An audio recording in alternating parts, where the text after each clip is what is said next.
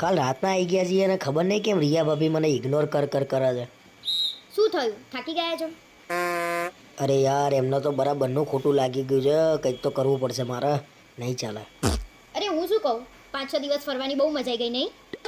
મજા તો બહુ આવી ગઈ પણ રિયા ભાભીને ખોટું લાગ્યું લાગે છે. કેમ? રિયા ભાભીએ કંઈ કીધું તમને? ના પણ આજે હવારના મારા હામુએ નહીં જોતા. મેં તો કીધું જ તું તમને, અને હમણાંથી તો મને એવી જરાય ગમતી નહીં. અરે પણ મને ગમે છે એનું શું? શું બોલ્યા તમે? અરે કંઈ નહીં બોલ્યો ભાઈ.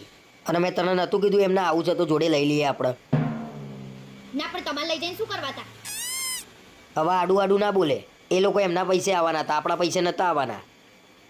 ગમે તેના પૈસાથી આવવાનું હોય પણ આપણા જોડે શું લેવા આવવાનું? એકલા ના જઈ આવા? અરે એમને એવું હોય કે બધા જોડે જઈશું તો મજા આવશે. એકલા એકલા જઈએ તો કંટાળો ના આવે.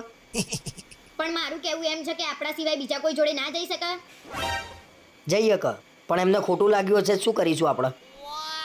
પણ તમે કેમ આટલા બધા દુઃખી થઈને વાત કરો છો? તમારો બહુ પ્રેમ ઉભરાઈ જાય છે. અરે પણ હું પહેલાથી જ આવા સ્વભાવનો છું. મારાથી કોઈનું દુઃખ ના જોવાય. ये तो लेटेस्ट न्यूज़ है। આ બધું હું હમણાં મારા ભાઈઓને ફોન કરીને કહી દઉં ને તો તમારું દુઃખ કોઈ ડોક્ટરે ના જોઈ શકે. क्या बोला तूने? પણ આટલી નાની વાતમાં ક્યાં તારા ભાઈઓને કહેવાનું આવે છે? અને આપણી વાત બહાર નહીં કરવાની. બસ મારા ભાઈઓને કીધું એટલામાં બી ગયા. અને તમે તમારી ચિંતા કરો, રિયા ભાભીની ચિંતા કર્યા વગર. અરે ભાઈ ગમે તેવો બી જાય, જંડ જેવા તો ભાઈઓ છે. મારા હારા ક્યાં મારવું ના મારવું ખબર ના પડે ને મને મારે ને તો ઠેકાણે થઈ જવું. હા રિયા ભાભીનું શું કરું ને, મને તો એનું ટેન્શન છે.